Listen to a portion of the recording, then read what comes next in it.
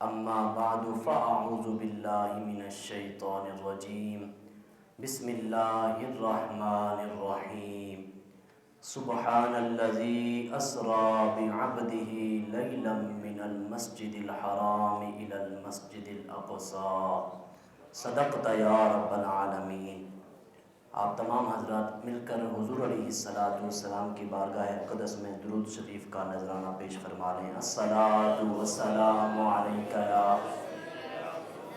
آواز کے ساتھ الصلاۃ والسلام علیک یا سیدی یا رسول اللہ وعلی آلک واصحابک یا سیدی یا حبیب اللہ۔ الصلاۃ والسلام علیک یا سیدی یا خاتم النبیین وعلی آلک واصحابک یا سیدی یا محمد رسول اللہ صلی اللہ تعالی علیہ وآلہ وسلم۔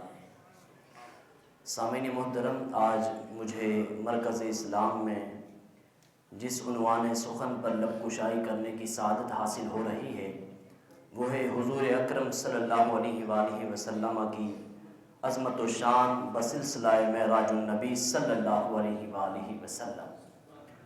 سامعین محترم، ذرا غور فرمائیے گا، دیکھیں کوئی ایسی شے کہ جو عقل کو حیران کر دے،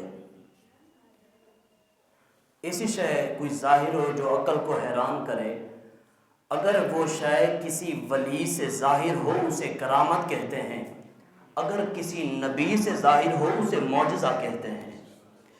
تو یہ جو عقل کو حیران کر دینے والی شے ہوتی ہے، ضروری نہیں کہ یہ کرامت ولی خود کو منوانے کے لیے لوگوں کو دکھائے، مگر نبی کے لیے ضروری ہے کہ معجزہ لوگوں کو دکھانے کے لیے، لوگوں کو منانے کے لیے دکھانا پڑتا ہے۔ یاد رکھیں کہ یہ جو کرامت ولی کو دی جاتی ہے، یہ کرامت کیوں دی جاتی ہے؟ اس کی وجہ یہ ہے کہ اسے ولی کو کرامت دی جائے تاکہ وہ اپنے نبی کا صحیح طریقے سے دفاع کر سکے۔ جب ولی کی شان یہ ہوتی ہے تو خود پھر تاجدار انبیاء کی شان کتنی بلند ہوگی۔ اب نبی کو جو معجزہ عطا کیا جاتا ہے وہ کیوں عطا کیا جاتا ہے؟ وہ اس وجہ سے عطا کیا جاتا ہے تاکہ وہ اللہ رب العزت کا صحیح طریقے سے نبی دفاع کر سکے، اس وجہ سے اسے معجزہ دیا جاتا ہے۔ اور سب سے بڑے معجزوں میں سے ایک عظیم معجزہ حضور اکرم صلی اللہ علیہ وآلہ وسلم کا وہ معراج ہے۔ اب یہ عقل میں بات نہیں آتی کہ اتنی سی دیر وہ پانی چل رہا ہے، کنڈا ہل رہا ہے اور پھر چلے گئے، پھر واپس آ گئے تو پھر وہی سارا کچھ ہو رہا ہے، سمجھ نہیں آتی۔ اس کو ذرا ہم قرآن پاک سے سمجھتے ہیں۔ تیسرا پارہ اللہ کا قرآن، فَأَمَاتَهُ اللَّهُ مِئَةَ عَامٍ ثُمَّ بَعَثَهُ قَالَ كَمْ لَبِثْتَ قَالَ لَبِثْتُ يَوْمًا أَوْ بَعْضَ يَوْمٍ۔ اللہ کا قرآن، حضرت عزیر علیہ السلام نبی، اللہ کا قرآن فرماتا ہے کہ حضرت عزیر علیہ السلام ایک بستی سے گزرے تھے، ویران پڑی تھی۔ عرض کی باری تعالیٰ یہ ویران بستی پڑی ہے، کب آباد ہوگی، کیا ہوگا؟ تو فرمایا کہ تجھے سیر کراتا ہوں۔ تو حضرت عزیر علیہ السلام کو 100 سال کے لیے موت دے دی گئی، 100 سال کے لیے۔ تو 100 سال کے لیے جب موت دے دی گئی، 100 سال کے بعد جب اٹھایا گیا، حضرت عزیر سے پوچھا گیا، اللہ تعالیٰ نے پوچھا عزیر کتنا دن ٹھہرے؟ قال کم لبثت قال لبثت یوما او بعد یوم۔ عرض کی باری تعالیٰ ایک دن یا دن کا تھوڑا سا حصہ۔ تو یہاں پر دیکھیں کہ 100 سال ایک نبی کو 100 سال موت دی گئی اور پھر اس سے پوچھا جا رہا ہے زندہ کر کے کہ کتنا دن ٹھہرے۔ وہ کہہ رہے ہیں کہ لبثت یوما او بعد یوم، ایک دن یا دن کا تھوڑا سا حصہ۔ تو فرمایا نہیں، 100 عام، آپ 100 سال ٹھہرے ہیں۔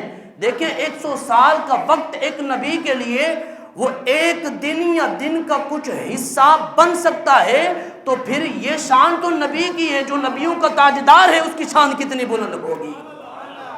اب دیکھیں حضرت علی رضی اللہ تعالیٰ عنہ، آپ کے بارے میں آتا ہے نا کہ آپ اپنی سواری پر جب سوار ہوتے تھے تو ایک پاؤں مبارک رکھتے اللہ کا قرآن شروع فرما دیتے، دوسرا پاؤں جب رکھتے تو اللہ کا قرآن مکمل ہو جایا کرتا تھا۔ یہ تو غلام ہیں اس نبی کے، اتنے سے ٹائم کے اندر اللہ کے قرآن کو ختم فرما رہے ہیں، تو پھر کہنے دو یہ شان ہے خدمت گاروں کی، سردار کا عالم کیا ہوگا؟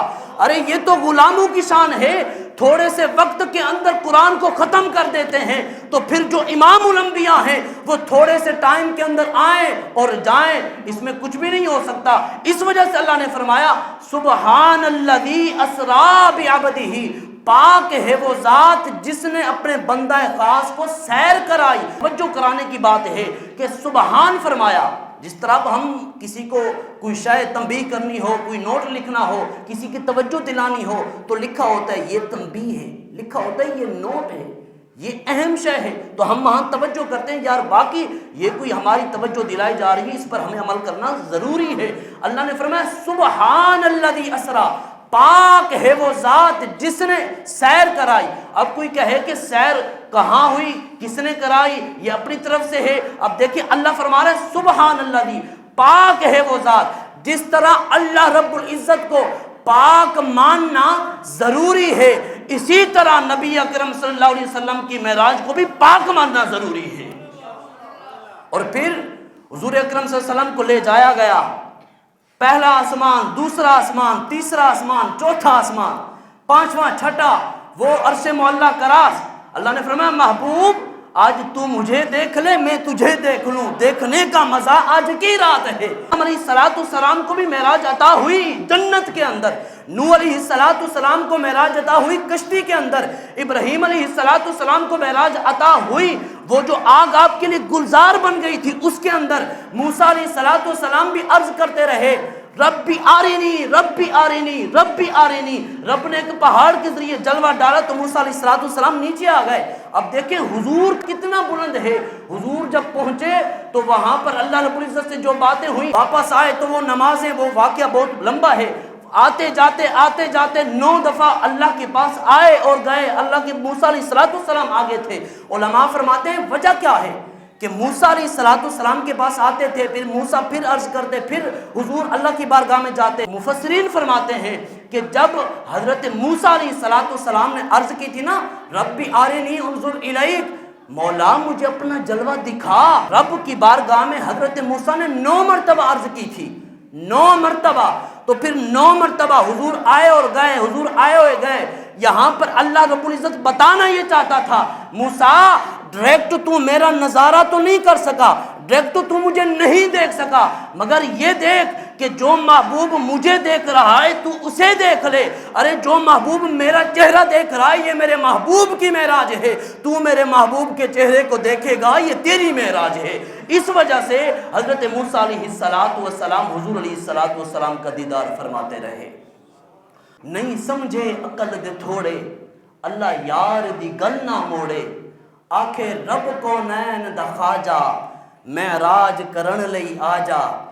ہاں آکھے رب کو نین دا خواجہ معراج کرن لئی آجا، میرے عرش دا مان ودھا جا، میرا عرش بھی چم لوے جوڑے، اللہ یار دی گل نہ موڑے۔